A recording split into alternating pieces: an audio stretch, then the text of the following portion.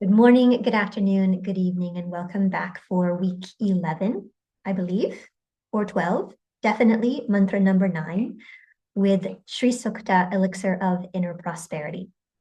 Mantra number 9 is a big one. So without any further ado, we'll dive into what I do genuinely intend to be a brief practice, and then we'll start to explore Panditji's exposition around mantra number 9, and then we'll look at translation and pronunciation. So go ahead and find yourself in a comfortable and steady seat. And then feel free to close the eyes or just soften or lower your gaze.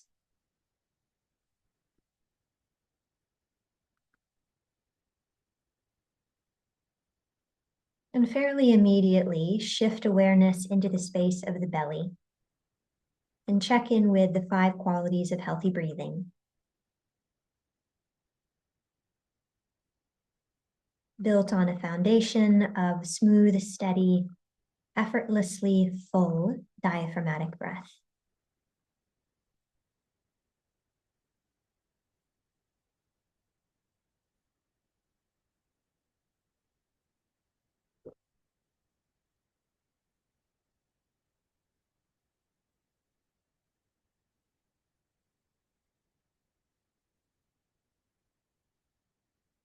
And draw awareness now to the nostrils and continue to cultivate healthy breath.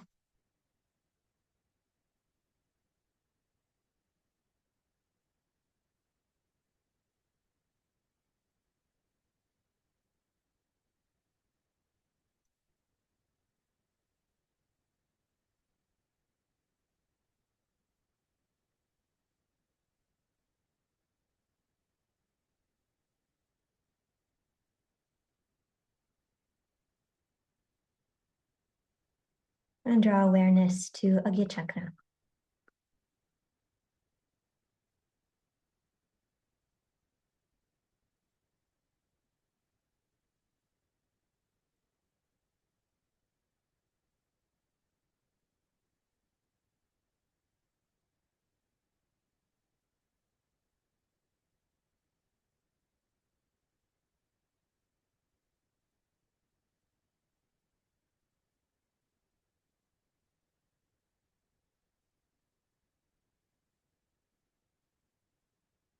Continuing to call the mind back home into the space of the body.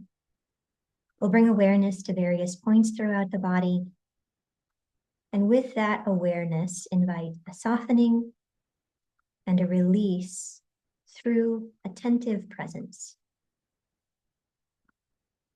Beginning at the forehead center, enjoy a breath here. Sense a high quality of presence. And invite a release of any and all unnecessary tension or holding.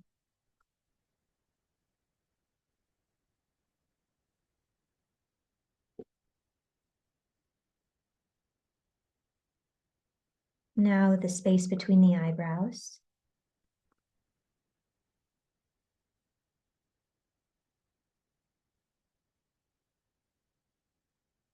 In and around the eyes.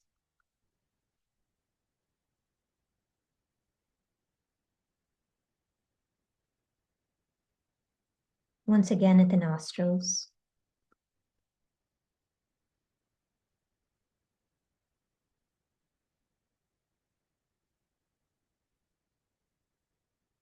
Throat center.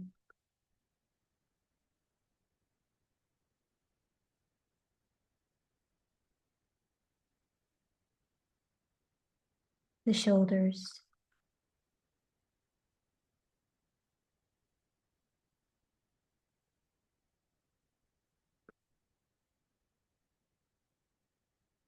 Upper arms.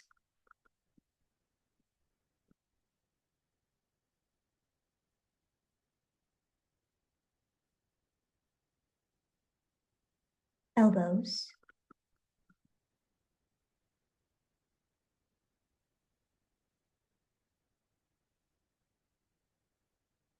Wrists.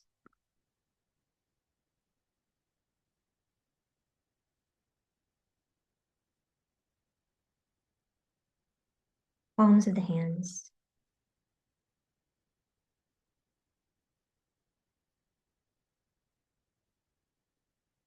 Fingertips, 2 breaths.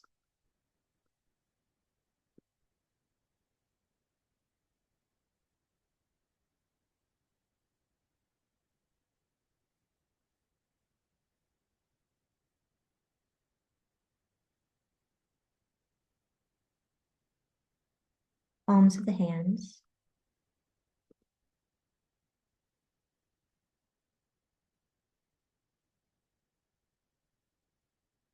Wrists.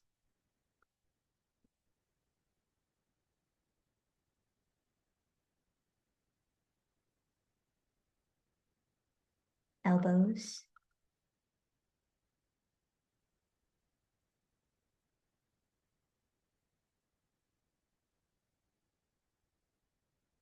Upper arms.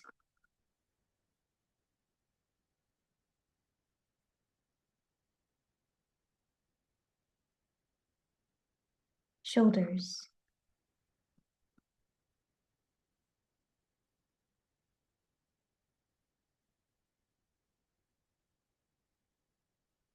Throat center.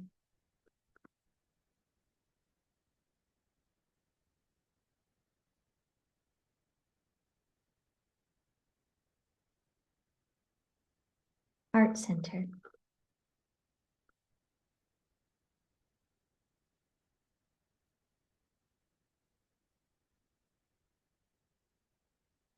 Sternum.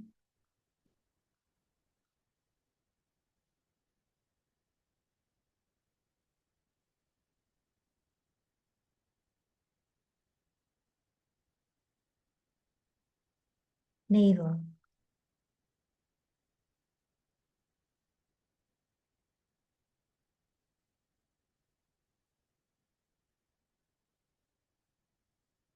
Pelvic center.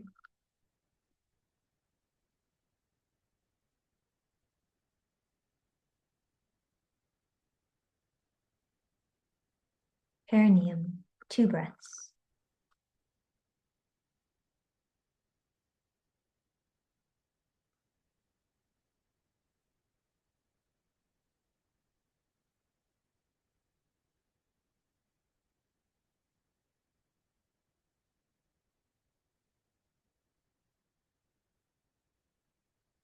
Pelvic center.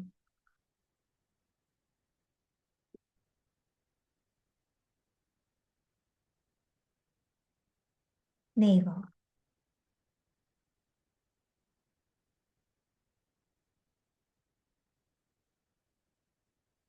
Sternum.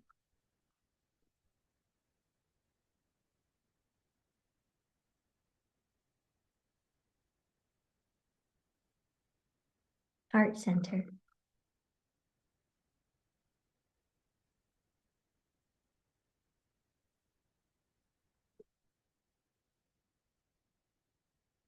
Throat center.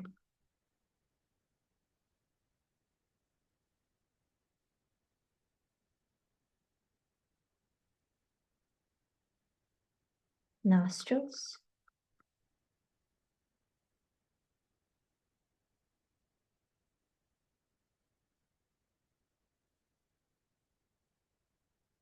Eyes.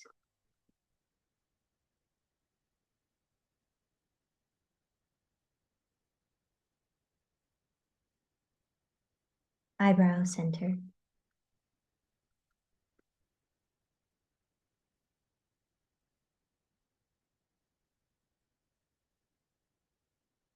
Forehead center.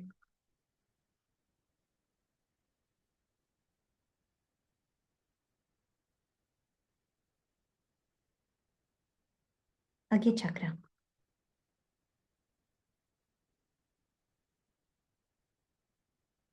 Remain at Agya chakra for the next several breaths.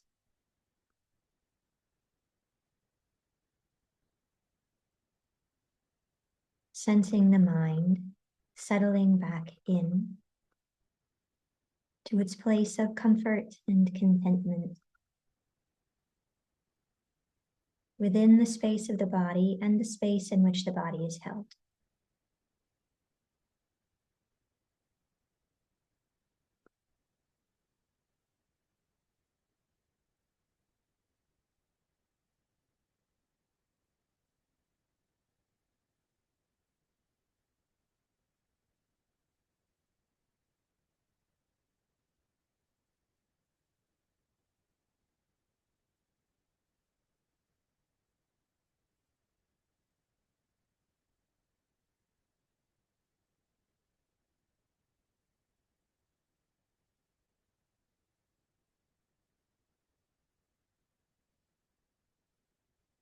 Continuing to nurture that comfort and contentment. Just a few breaths of Samikarana, offering the opportunity for further integration, balance, equality. With inhale, ascend to the crown.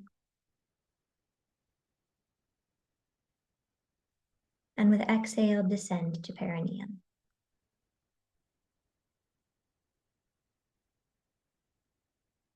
Continue on your own, guided by prana.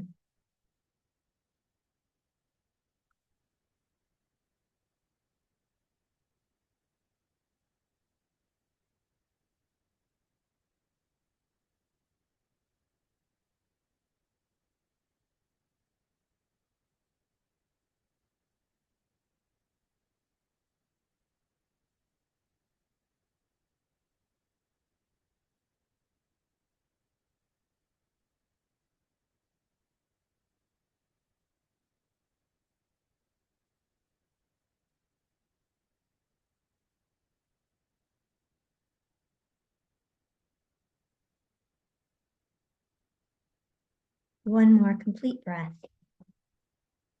And then resolve back to Agya Chakra.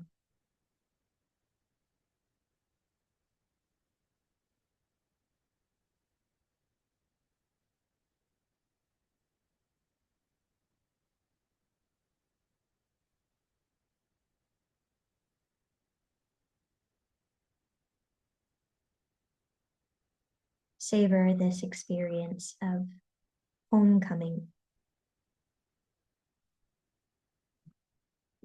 Restful, peaceful presence.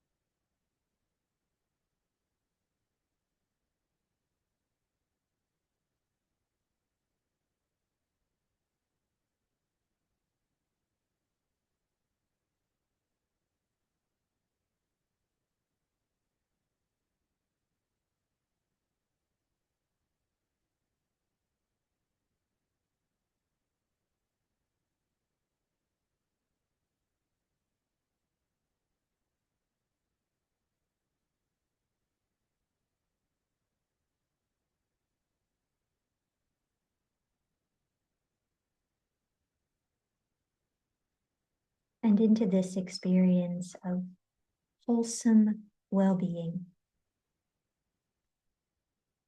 we'll invite the Shakti of the Sri Sūkta.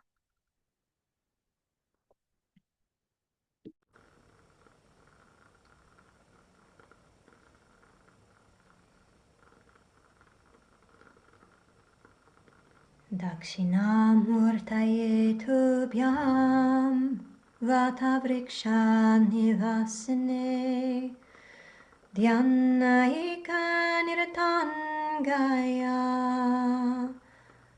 Namo Rudraya Shambhave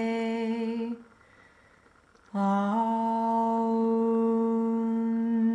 Hiranyavarnam Haranim Suvarna Rajatasrajam Chandram Hiranmayim Lakshmim Jatavedo Ma'auha Tama Auha Jatavedo Lakshmi Manapagamanim Yasyam Hiranyam Vindeyam Gamashwan Purushan Aham Ashvapurvam Raktamadhyam Hastinada Prabodhinim Shriyam Devi Mupahwaye Shrirma Devi Rushatam Kam Sosmitam Hiranya Prakaram Ardram Jvalantim Triptam Tarpayantim Padme Stitam Padmavarnam Tamio Pavaye Shriyam Chandram prabhasam yashasa javalantim shriyam loke deva jushtam udaram tam padmanim im sharanam prapadye alakshmirme nashitam tvam vrinomi adityavarne tapaso dijato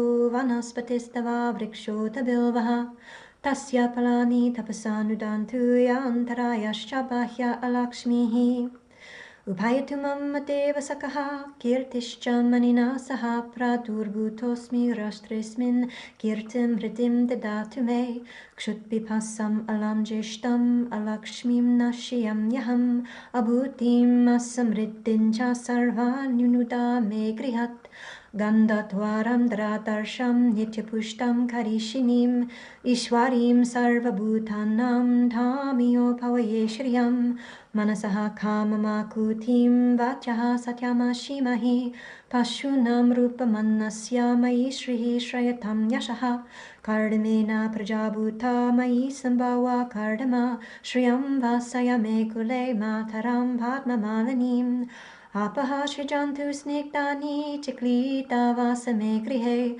Nityadevi Mataram Shriyam Vasayame Kule Ardram Pushkaranim Pushtim Pingalam Padmamalanim Chandram Hiranmayim Lakshmim Jatavedo Ma'auha Ardram Yacharanim Yashtim Suvarnam Hemamalanim Suryam Hiranmayim Lakshmim Jatavedo Ma'auha Tama Auha Jatavedo Lakshmim Anapagamanim Yasyam Hiranyam Prabhutam Gauta Shushram Vindeham Purushan Aham Yaha Suchihi Prayato Bhutva Juhuyadacha Advaham Shriyaha Panchadasharcham Cha Shri Kamaha Saktatam Japet Om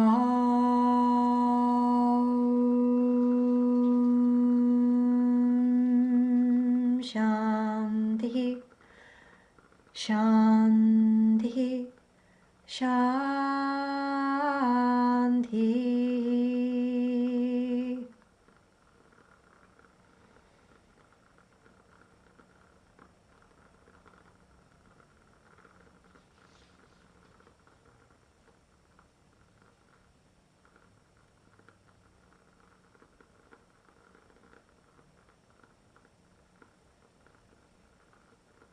Let that wholesome goodness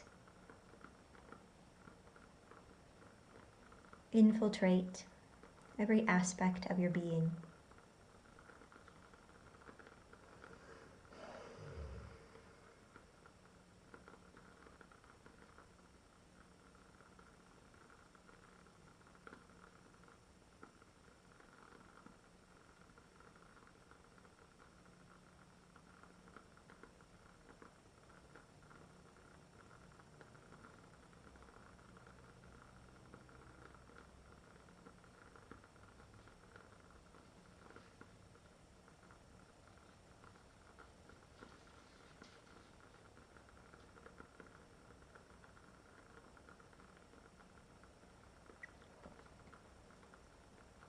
And return to the breath, inviting it to grow full once again.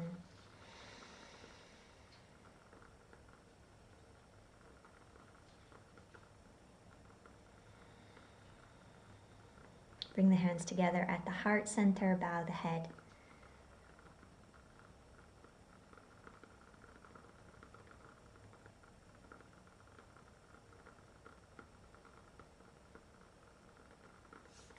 Rub the palms. Place the palms over the eyes or anywhere else you'd like, and enjoy another breath or two.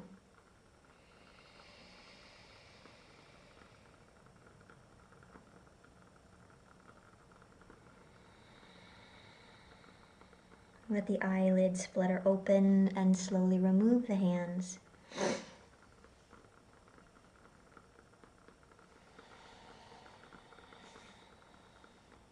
Before we go into mantra number 9, take a moment for some reflection and just one question for us today.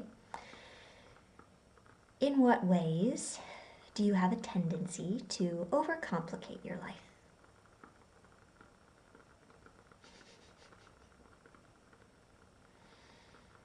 In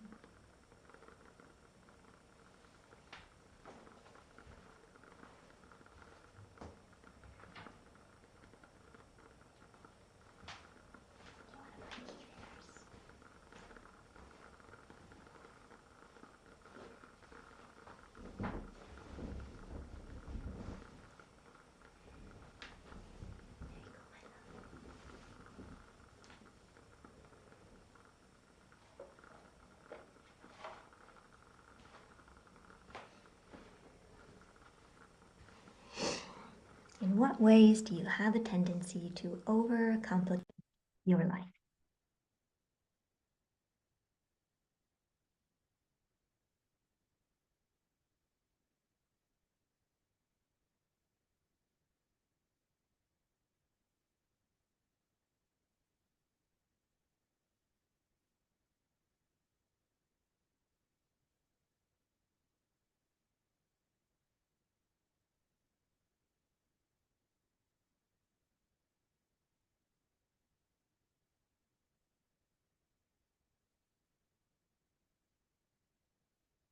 You might also examine specific areas of your life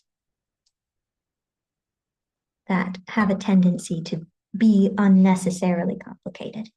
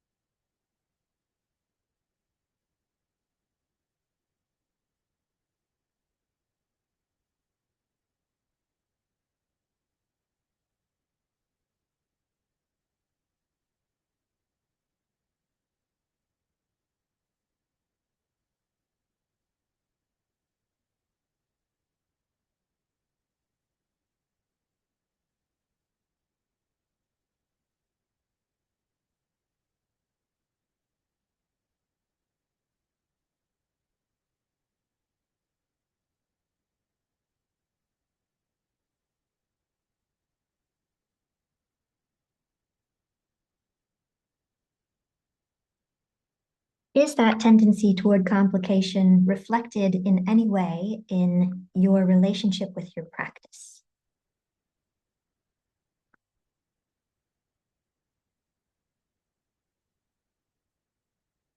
Do you overcomplicate, overthink your practice in any way?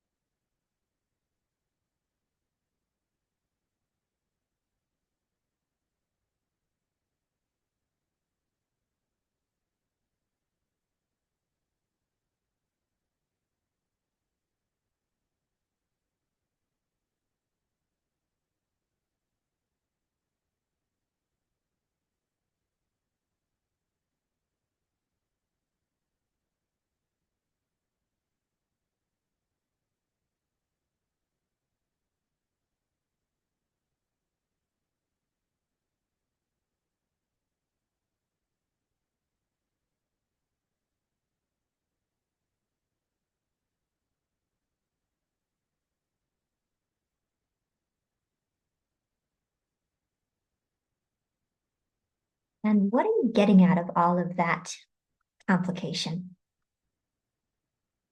How does your sense of self-identity benefit from the extra drama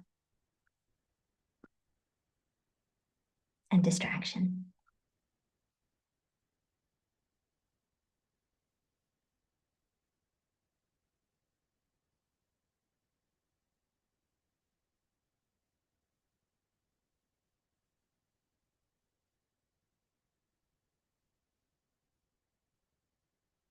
Sometimes it can give us a sense of self-importance or make us feel a little bit more unique.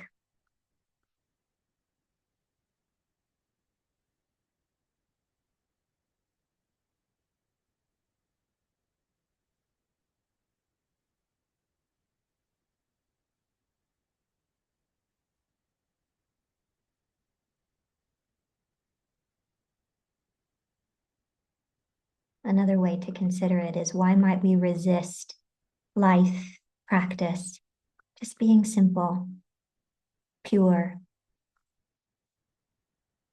wholesome, just good.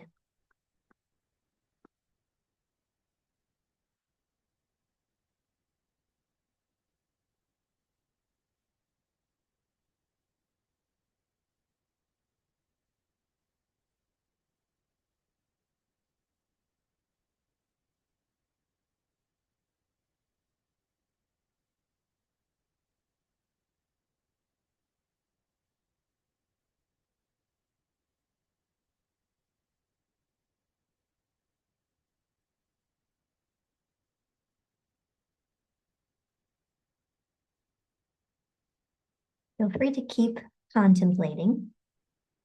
And I'm going to start to read to you from Panditji's exposition on mantra number 9. And then we'll look at the mantra itself. In Sanskrit, Gandha Dwaram Tradarsham Nityapushtam Rishinim Ishwarim Sarvabhutanam Amyo Pavaye Shriyam. I invoke the Divine Mother Shri, who is the gateway to inner fragrance, who is invincible and eternally nurturing. I invoke the Divine Mother Shri, who embodies the power of will and the power of action, the one who is Lord of all living beings. O Jatavedas, I invoke the Divine Mother, Sri Lakshmi, who is Gandha Dwara, the gateway to inner fragrance. There is no greater wonder than the truth that she is Gandha, fragrance, as well as Dvara, the gateway to her own intrinsic fragrance. How can I express the joy of my realization that numberless waves of omniscience and omnipotence arise from you? Time and space arise from these waves. In the realm of time and space, an infinite number of universes arise. They too are the waves of your omniscience and omnipotence. Out of those numberless waves, Brahma, the embodiment of your creativity, gathers 360 of them. Tvashta, the celestial builder, selects 5 of those waves to fashion the phenomenal world.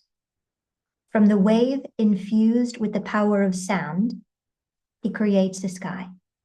From the wave infused with the power of touch, he creates air. From the wave infused with the power of visibility, he creates fire.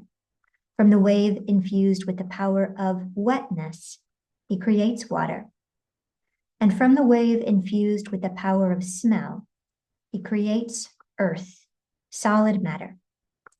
This cluster of 5 elements, space, air, fire, water, and solid matter, comes to life only when the Divine Mother, Sri Lakshmi, penetrates the earth and enlivens it with her aroma. Forms emerge and names are assigned.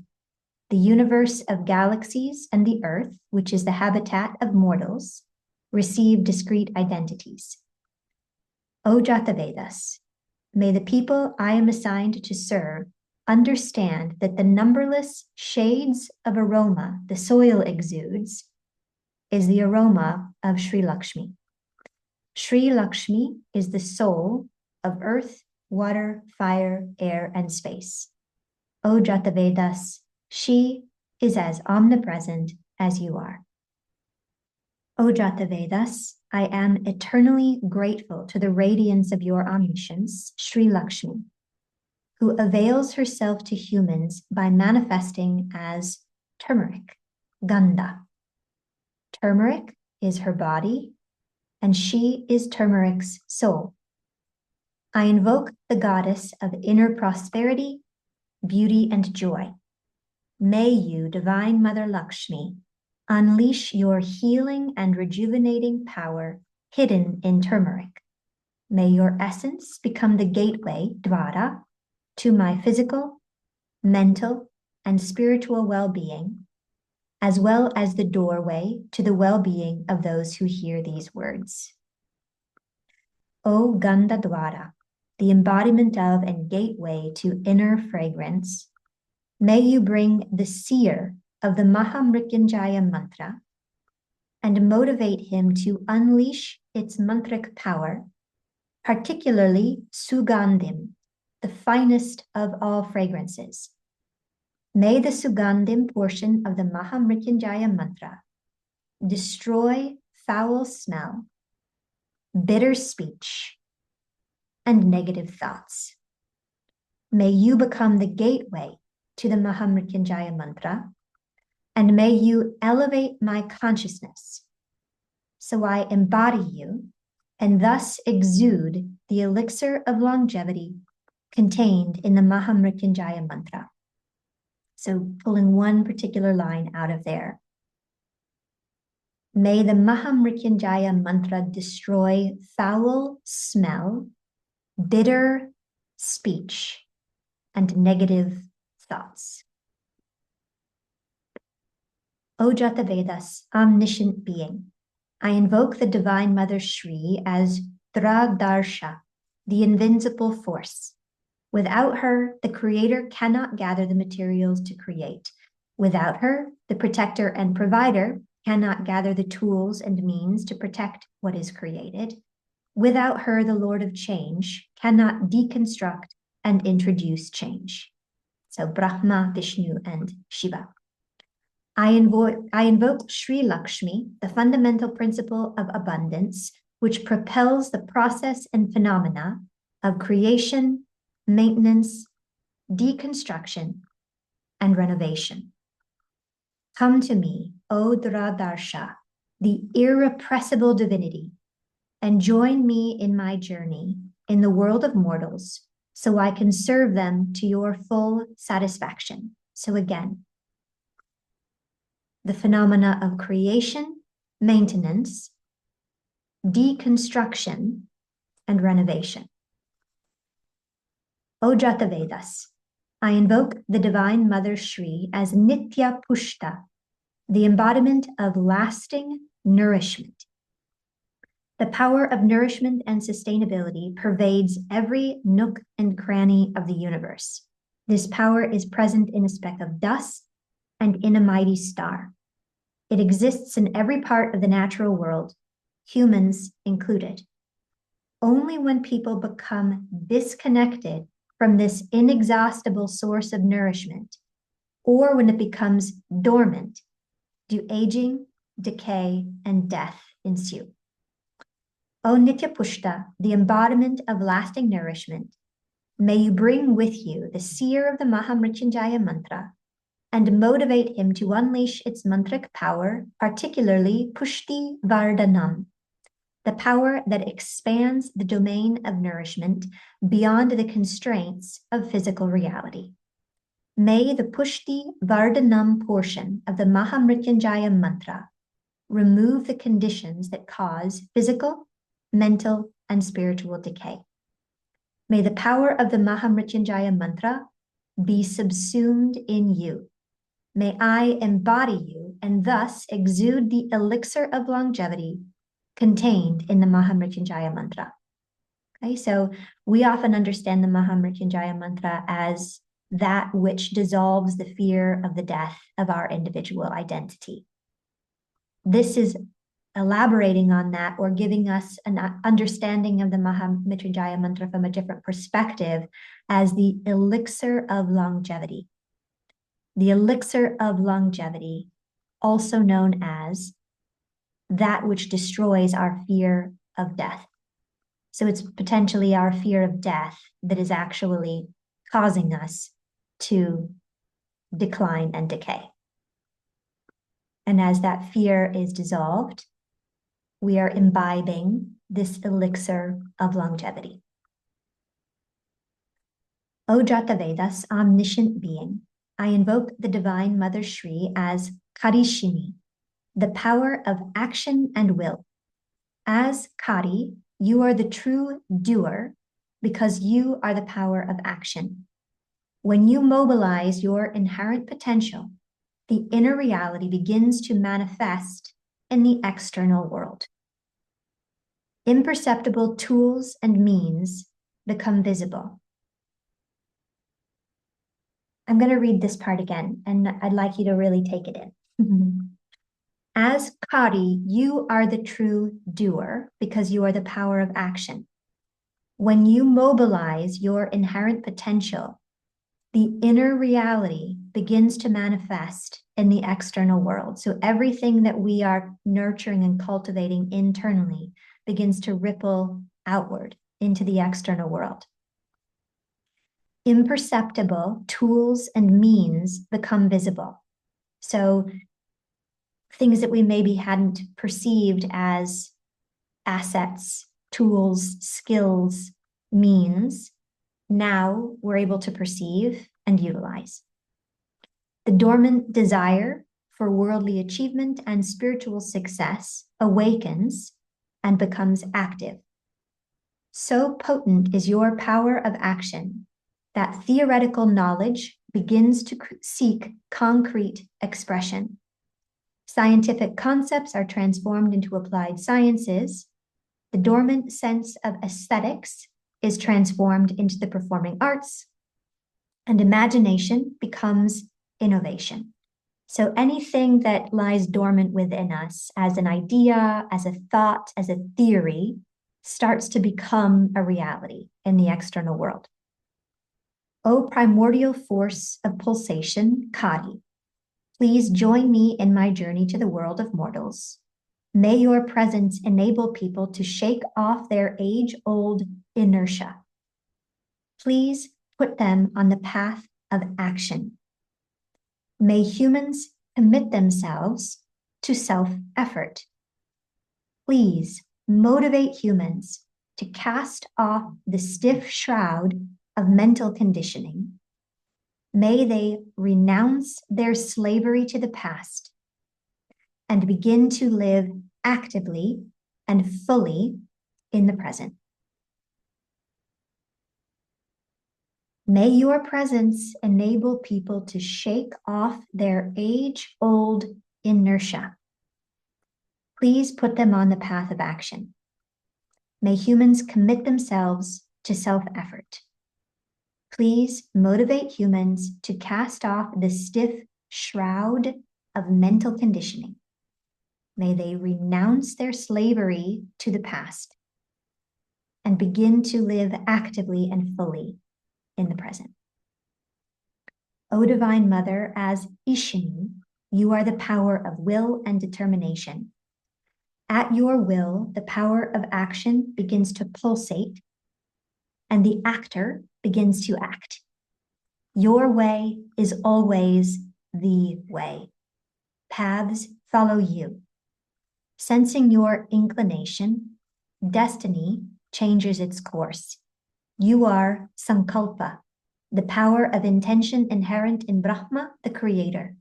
You are Datri, the power of nourishment inherent in Vishnu, the provider and protector. You are Prakriti, the ever-changing force inherent in Shiva. Together you are Ishini, the autonomous power to do what you wish to do, the power to be free from doing what you do not wish to do, and the power to undo whatever has been done. O boundless might of the Almighty, I bow to the unconditional love, kindness, and generosity that prompt you to live in the finite vessel of body and mind. That is how humans received such a perceptive and discerning mind. You dwell in all in the form of the power of indomitable will and discernment, Buddhi. May humans recognize and revere this truth. This whole paragraph bears repeating. Here we go. Your way is always the way. Paths follow you. Sensing your inclination, destiny changes its course.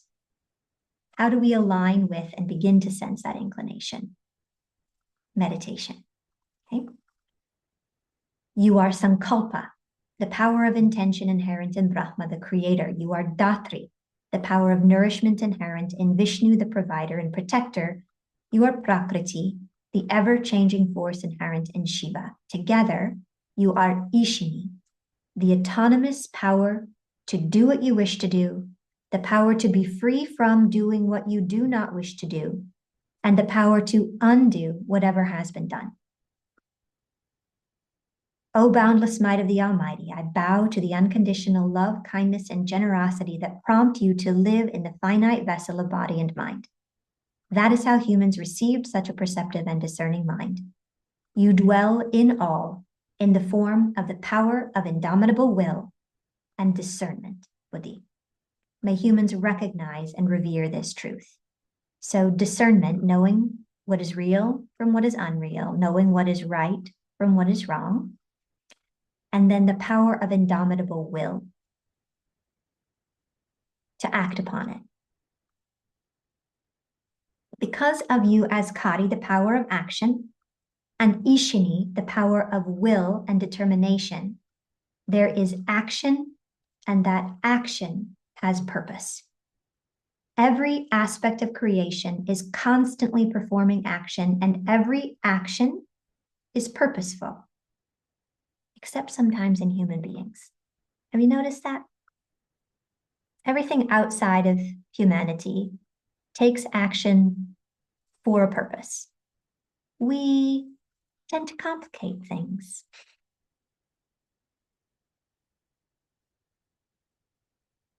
Every part of the body and mind is engaged in purposeful action. As long as humans are aware of their timeless connection with you, they remain engaged in purposeful action.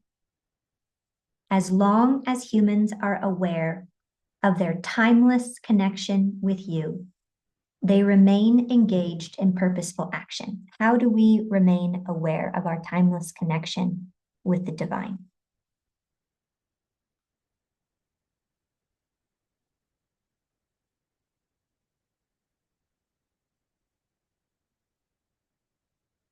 Practice, contemplation, finding ways to stay continuously present to the sacred in all things. Okay. Their thought, speech, and action flow effortlessly and purposefully. They instinctively know what to consume and how much to consume, what to retain and what to get rid of, what to remember and what to forget, what to say and what to refrain from saying. O fundamental force of transformation, Karishini, join me in my journey in the world of mortals so that I can serve your will to your full satisfaction. O Jatavedas, omniscient being, I invoke the Divine Mother Lakshmi as Ishvari, your intrinsic Shakti, who presides over the entire sentient and insentient world. The whole world is integral to her self-awareness. She lives in all, yet is known only to a few fortunate ones. Seated deep in the heart of living beings, she determines how much knowledge and memory they are to be granted. People caught in the torrent of samsara have a limited capacity to face and process all the contents of their mind. Seeing everything stored in their mind can overwhelm those not fully absorbed in her. Thus, she kindly puts a veil over the vast field of memory and illuminates only that which they can use to find the summum bonum of life, lasting fulfillment, and ultimate freedom.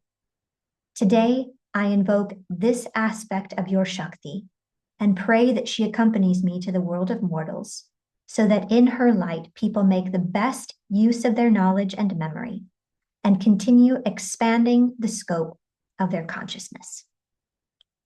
O Jatavedas, standing between you and the world of mortals, I resolve to serve as a conduit for your Ishvari Shakti.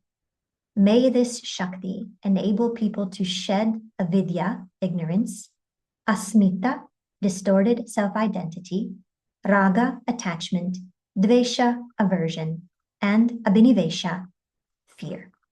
May they learn the art of living in the world and yet remaining above it. May people embrace this Shakti as their inner guide, and may this inner guide enable them to discover the best in themselves and the best in others.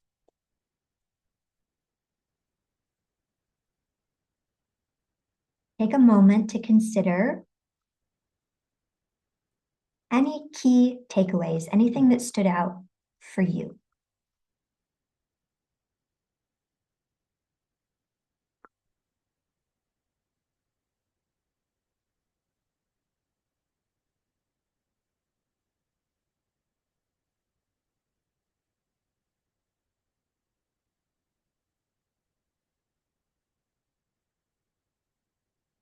For me, what's coming through big time at the moment is the necessity of action, and specifically purposeful action. And how do we know what is purposeful? By remaining constantly aware of the divine. And every thought, every word, every action, to the best of our ability, serving that purpose, aligned with that awareness.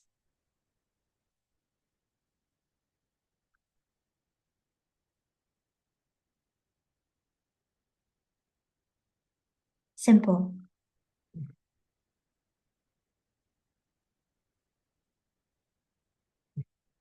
Simple action rather than overly complicated inertia.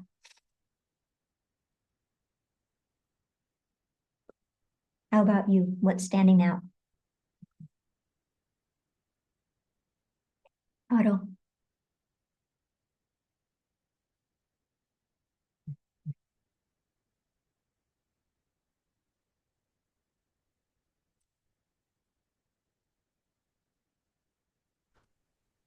I was with my phone and sometimes, okay, you hear me.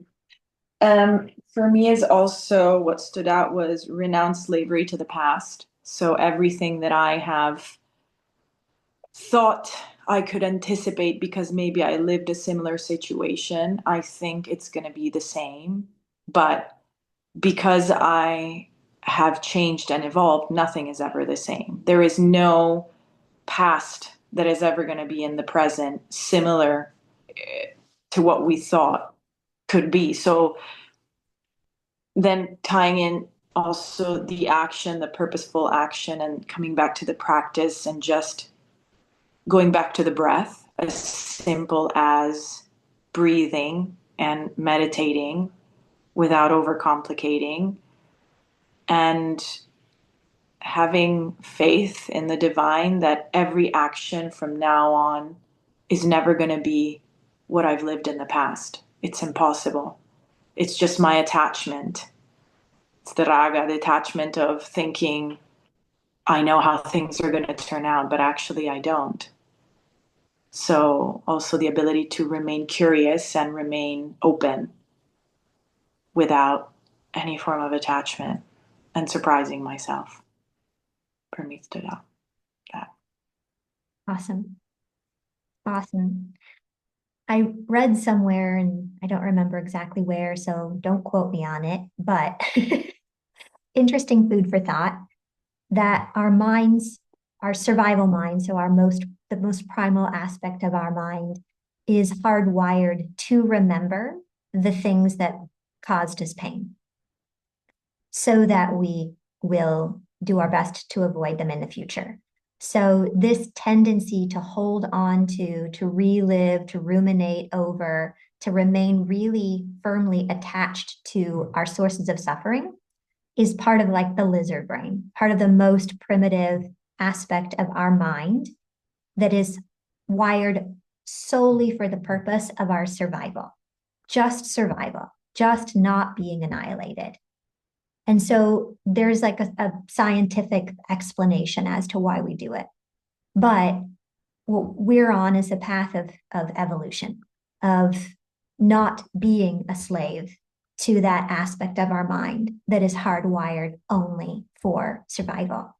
That we're choosing to tap into our potential as human beings to be more than animals clawing and biting for survival, to be on the path of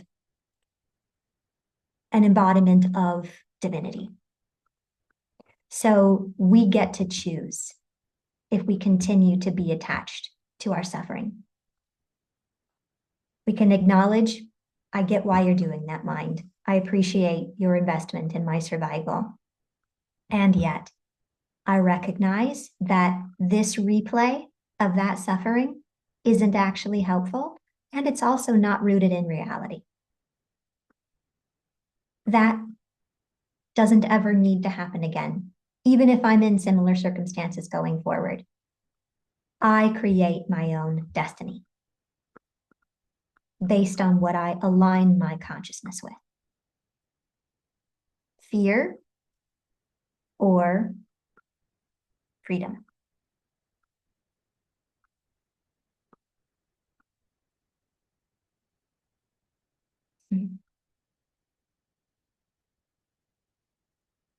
Anybody else? Elena? Yeah, for me, this was really like timely because I don't know, it reflected a lot of, I mean, it generally reflects a lot of what I'm thinking about at the moment. And particularly this week when I kind of came back from holiday and went back to work. And yet I felt like so useless. I was really wondering, like, what is it that I'm putting out in the world? I really could feel that so strongly. So that is another reminder of like, yeah, me not being able to take action into the right direction in some way, around the questions of Dharma, and also stopping myself from action and like really being also rooted in the belief that I'm bad at decision making, which I am, but like, I'm constantly kind of reaffirming that to myself, by getting stuck in decision making, then not taking any decision at all, basically, and just staying in the situation I'm in already. And this is like, and right now I'm also at the point in my life where I'm realizing I've postponed too many decisions. So like things are piling up. And yeah, then really your reflection question helped in terms of, in order to not get stuck, when taking actions, it's really about not overcomplicating things, because then once you are aware I have to take action, then all the pressure is on, and then you feel like now something, or now that I'm starting to take action after I don't know how many months or years, now something big has to happen. And taking that pressure off a bit, was really helpful in terms of the reflection questions. And yeah, I really loved how the mantra speaks to making the best use of your knowledge and your skills. That's kind of what came through for me most, because I think that really then helps to not feel useless in the world. And yeah, that's kind of a big one for me, and really, yeah, I really love all of it. Me too. Yeah. Yeah, I think that's really brilliant in the sense that like you don't need to know everything. You don't need to be able to do everything. You're going to be made privy to exactly the knowledge that you need in order to fulfill your purpose in the world. You're going to have exactly the skills that you need, and you're going to have the desire to develop them. You're not going to have the desire to develop the skills that are unnecessary for you to fulfill your role in this lifetime. So follow those desires. What is it that you love to do? Where is their passion? Where is their motivation? Do those things. I saw that, Caro. She's pantomiming tasting olive oil, Claire, in case that was lost on you, not smoking weed. Looks similar hand gestures. He was tasting olive oil. I can confirm that. Those are all going to be the guideposts for you. What you need to know and what you need to be able to do are going to be highly accessible to you. It's all part of the design. And doing what you love to do is going to lead you toward your freedom and your fulfillment.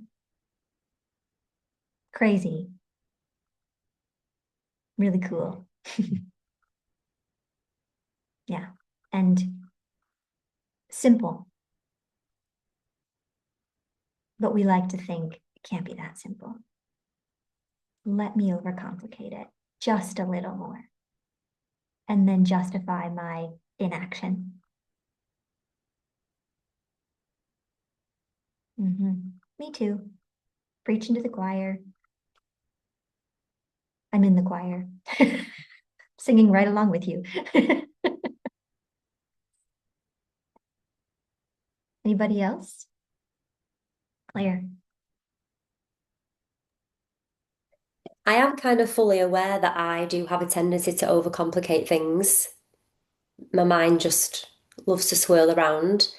And when I know that I have to take action on particular things, I kind of can contract a little bit. And then I have a tendency to leave everything till the last minute, and then I'm rushing to getting things done. But then I kind of work better in that way, if that makes any sense. Because I kind of know that I've got to do it. So I'm like, right, we've got 2 days to do this. You're going to get it done now. But for me, what's come up lately is aligned action. And I have felt a little bit of resistance with a couple of things, especially now moving into my own new space. That's bringing about a lot of fear. And I feel like I'm completely overcomplicating things that don't need to be a lot of the time. And, we all are very aware of this, that the mantra's just working through us. And for me, it's bringing me closer to where I want to be. But that doesn't always mean that I feel okay with that because there's resistance. And I've recognised it over the past couple of days. Like last week, I was so poorly. I got another sty in my eye. And I was just like, what is this teaching me? And it was to slow down because I came off my holiday and just went blazing into everything. And so I think possibly at times I've even overcomplicated my practice, thinking that I need to do full hour asana, meditation, everything. Whereas the last couple of weeks I've had to strip things back so it kind of fits in with my day. But I will say this has been, I'm hearing a lot of the word triggering these days, and I get that we have triggers, I understand that. But ultimately, I do feel resistance with this mantra at times. And it's not to say I've not been doing it because I have dedicated my time to that. But I just feel like I have lived in the past quite a lot. And there's been things coming up these past couple of weeks, especially to surprise me. And I felt a lot of anger, which is why I think I got the sty. I think that was linked to anger and inflammation. But I know that I can't be staying in these stories that are not serving me because it's just not cute and it doesn't make me feel good. And I have the full awareness to move forward, but I think I just have to be a bit gentle with myself. Yeah. Mm. What's your strategy when anger arises? I have to move my body. So I get a pillow and I smack it off the bed and I scream into it, or I'll go on a walk. I mean, not that people think I'm getting murdered or anything like that, but I'll just scream. I have to use my vocal cords. I just let a massive scream out. Mhm. But after I've done all of that stuff, I then have to get a bath or a shower just to cleanse it off because that's self-soothing for me. But I've recognized if I don't move, I have to move my body every day. If I do not move my body, I don't feel good. Mhm. I don't feel good at all. Mhm. But also, I feel like just using my voice and obviously chanting the mantra, that's supportive as well. I feel like my voice has changed a little bit, which I know sounds crazy, but a lot of it's held internally for me. Mhm. And I'm holding a lot of space for people. And I sometimes wonder, is this my stuff or is it their stuff? It's quite hard sometimes to understand the difference Mhm. between that. So that's another thing that I've been, I think, struggling with a little bit. So everything that you said that you do, I fully support. I think you've got a really good strategy. One thing I would suggest adding is articulating the source of the anger. Yeah. What is it exactly that I'm angry about?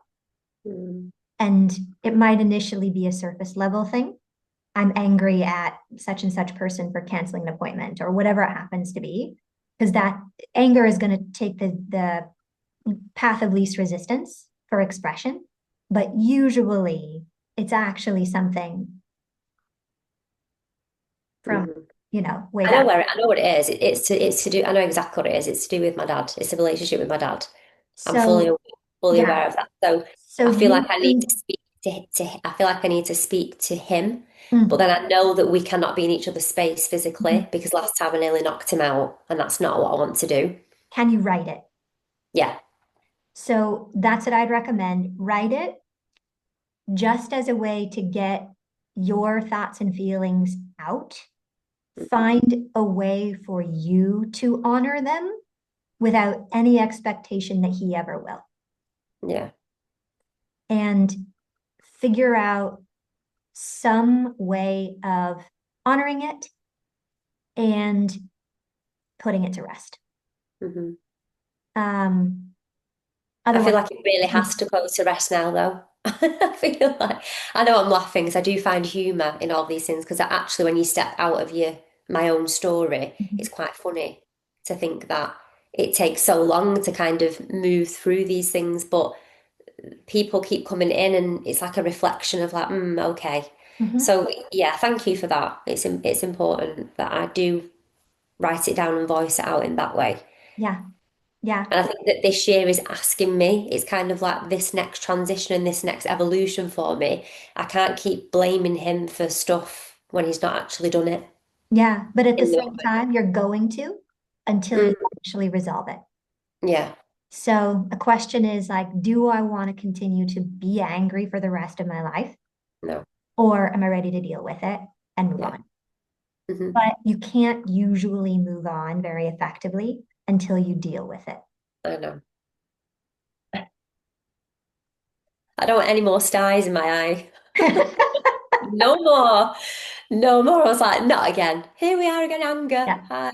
yeah. I Nice to went see through you. like a 2.5 year period of time where I was getting one like every other month. Yeah, It's like the third one in 4 months. yeah. And I'm just like, oh, but yeah, I'm They're fully aware. gnarly. Yeah, they're Yeah. gnarly. Yeah. Yeah. So yeah, are you ready to deal with it? Are you ready to be Mhm. done with it? And you'll only have a genuine yes to that if you can also say, yes, I'm ready to deal with it. Yeah. And whatever Thank that you. looks like. And you have to honor the anger. I know. Mm. And usually anger is also the tough big brother to something like sorrow or grief or loneliness or fear.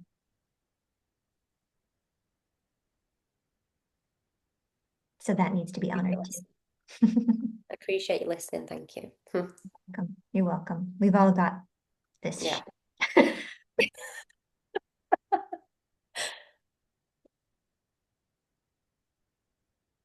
Yeah.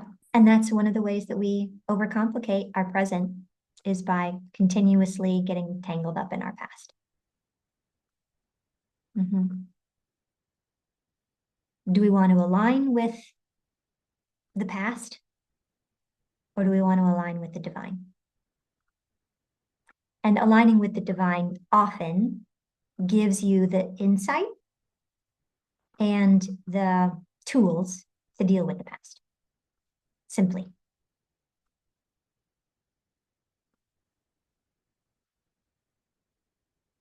Discernment and determination. Knowledge and will. Anybody else?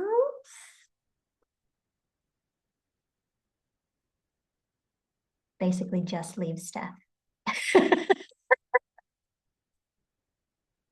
No pressure though. Just an invitation. Okay. Yeah, I'm feeling a lot of resistance at the idea of taking action at the moment because I know earlier I said I'm okay, but I'm actually not. I'm very achy and tired and exhausted and So what does action look like in your, like, what is your definition of action? well, I taught 14 classes this week. I went to a networking event. I ran around town like distributing flyers for my little advent calendar thingy. And I know next week is going to be super busy, and I'm looking at collaborations of possibly adding like 4 more classes starting next year. And those will all be classes where I'd have to do the marketing to get people to sign up and stuff like that. And I'm just so achy. My body hurts. My body is telling me to not add 4 classes, but like scrap 4 classes. And yeah. Do you equate action with busy? With activity?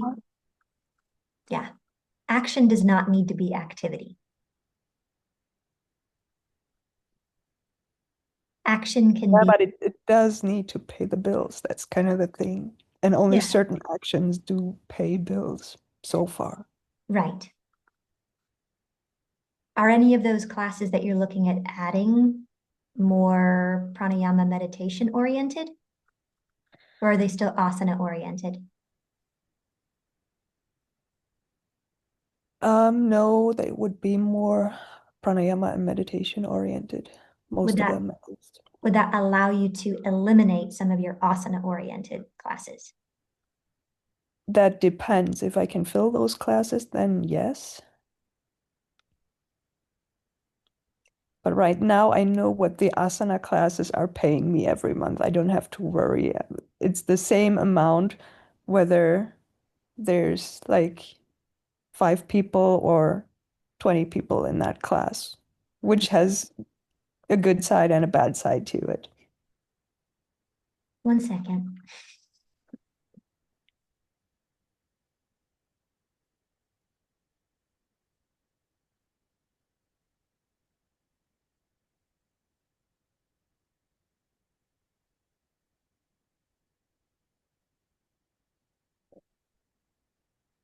There was something in here that I wanted to reread to you. Aha.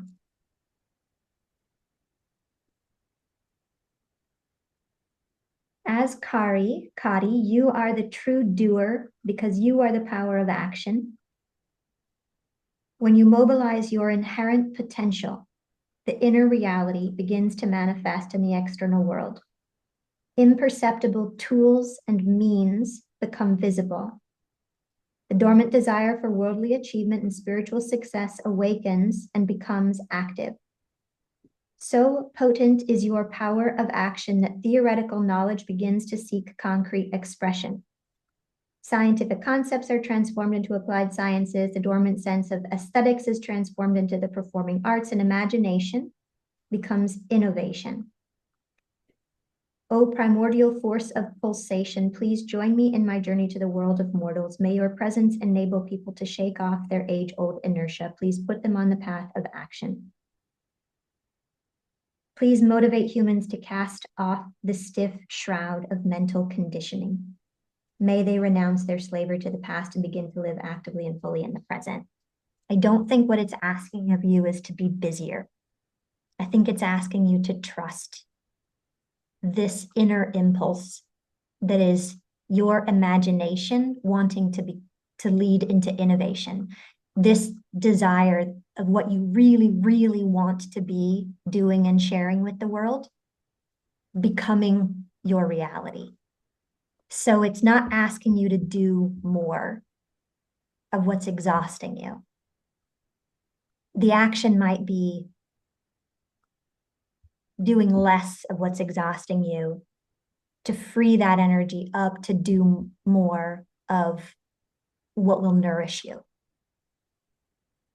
So it's not action being just more exhausting activity.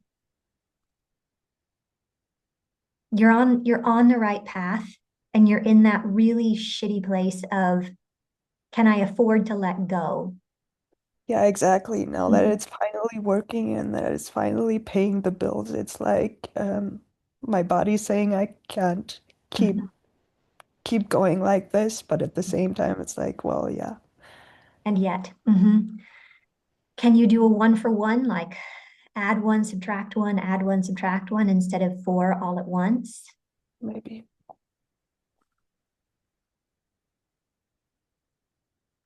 We'll talk about it at our mentorship session, but almost every time I bring up get into action or self-effort or something like that, you have a similar response of, but I'm just so fucking tired. And so I want to examine that equation that you have of action leading to more burnout and more exhaustion. That would be the wrong action. That's what my gut is telling me. That's action that is aligned with fear as opposed to aligned with the divine. And I know Yeah. that that's really pretty words. How do you actually act on it? But that's what we're going to figure out. And you're doing the right things, but you're still dragging your fear along with you, which is gonna happen until you have enough concrete evidence to put your faith in that doing the right things is yielding the desired result. So you have to keep dragging your fear along with you for a little while until your faith has enough potency to dissolve the fear. And it's going to be exhausting mentally and emotionally until that happens. Thank you. Thank you, Claire. Yeah, sometimes growth is really exhausting. And letting go of what works is terrifying when you're trying to embrace something that hasn't proven itself yet.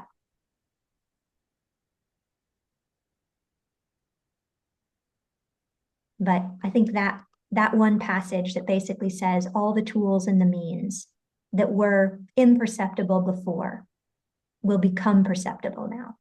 And it's going to require a little bit of a leap of faith. So even just the action of letting go of one of those classes that you find particularly draining, to see what that frees up. Yeah. Thank you. Or you could wait for Kali to come around in the form of Chamunda and just say, I'll take care of that for you. And then she's gonna knock me out and take all the classes away so that I finally get some rest. Yeah. Or, whatever it happens to be. In my case, it was COVID. Mm-hmm. Now you can no longer be proud of how busy you are running around spinning your wheels. There is no justification for it any further. Also, that's on you. Good. Because we Well, were in there with you. that's what it did for me in the moment. Yeah. Yeah. Because fascinatingly enough, I still tried to teach my same schedule, but online. Mm. And I was recording everything, and everybody was sitting at home doing nothing. And yet I still felt like I needed to teach 5 or 6 classes a day. And then I finally was like, wait a minute, I could teach 1 a day, and everybody can come to the same class because it's online and it's recorded. So chill out, Natalie. But then who am I if I'm not that busy person running around self-sacrificing for everyone else's benefit?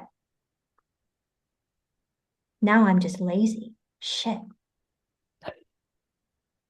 Yeah. So it takes a little bit of a redesign of identity, but it feels like it is getting very, very close to that point where it no longer feels good to feel bad. I think you're over it. Yeah. Guess that's my way of overcomplicating things. Holding on to the past. Yeah, and of, I don't know, doing so much.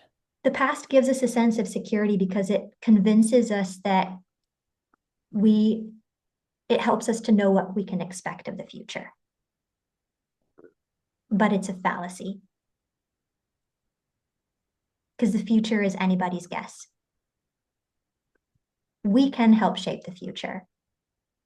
If we want to pull our fear into it, more of what we're afraid of will likely show up, or we can let it go and step boldly into the unknown, where freedom might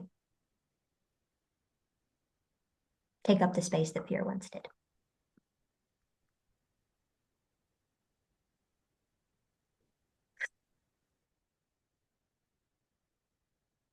Yeah. Just let in the simple goodness.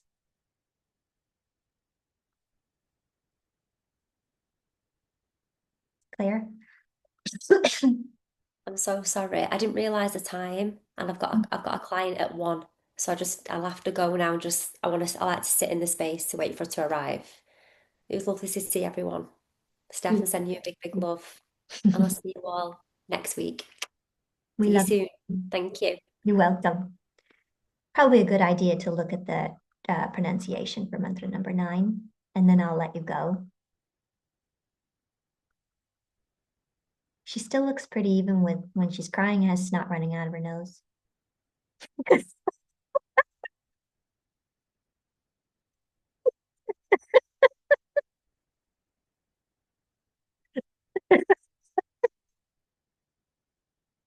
She did have snot running out of her nose, and she still looked pretty. I know, jealous.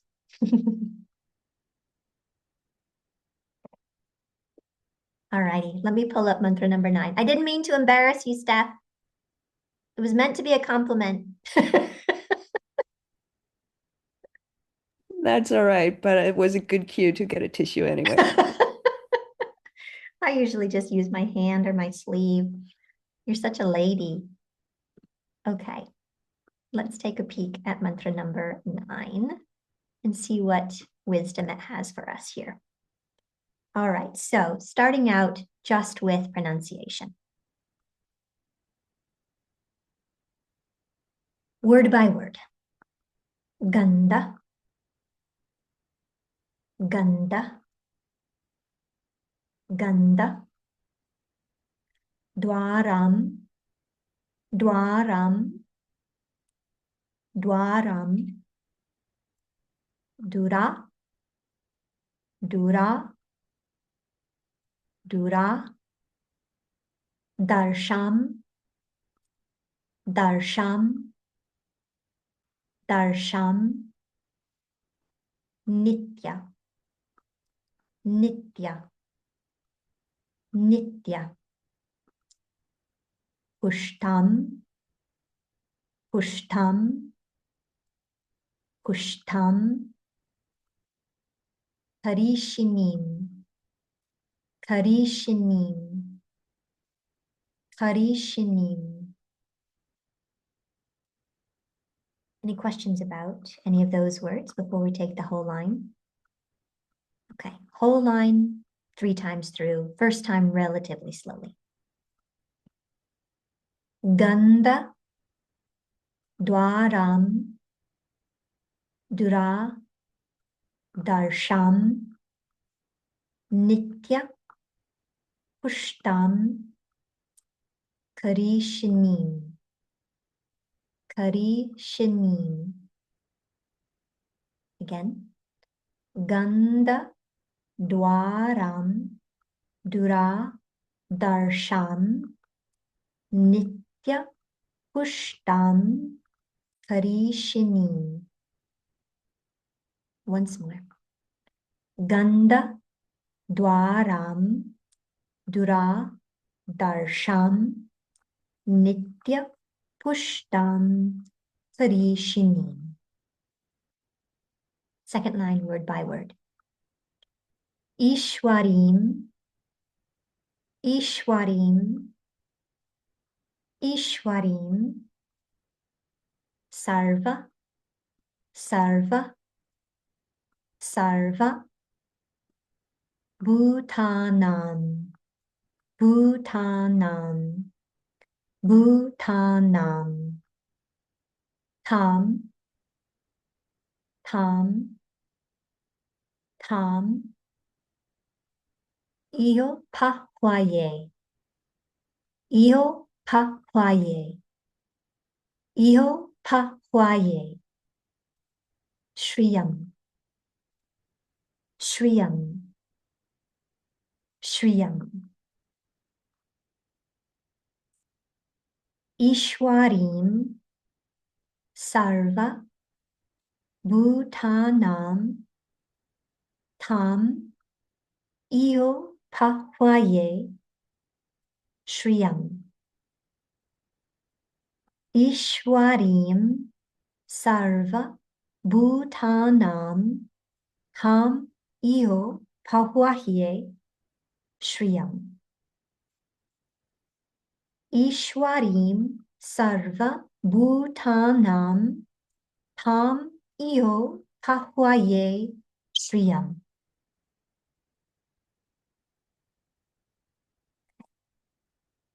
Let me adjust the sound setting, and then I'll give it a little bit of a cadence. Ganda Dwaram Duradarsham Nityapushtam Karishinim Ishwarim Sarva Bhutanam Tamiyo Pahwaye Shriyam. Ganda Dwaram Duradarsham Nityapushtam Karishinim Ishwarim Sarva Bhutanam Tamiyo Pahwaye Shriyam. Ganda Dwaram Duradarsham Nityapushtam Karishinim Ishwarim Sarva Bhutanam Tamiyo Pahwaye Shriyam.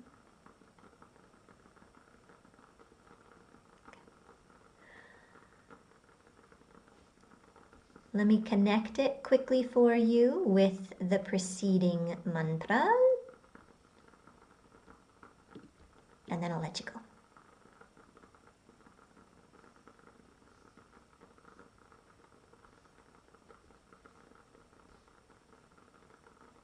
Okay. So we'll actually start at mantra 7, Upayatu.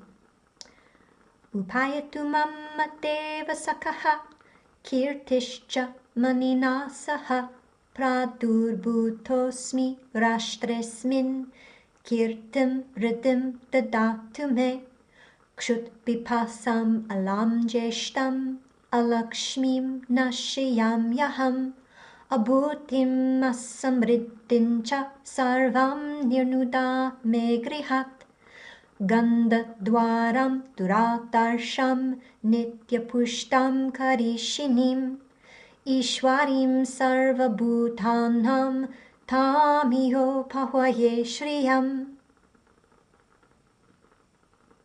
Kinda sorta? Okay. Any questions?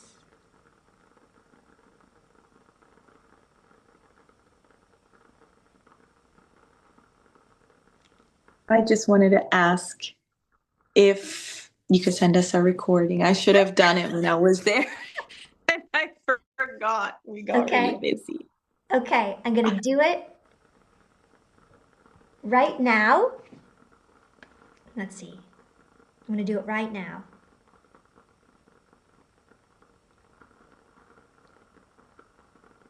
Alrighty, I'm literally gonna do it right now while you're still here, and then we've got it. And I think if I stop this recording and restart it, it will also, I can bring it up as a file that way. So, okay.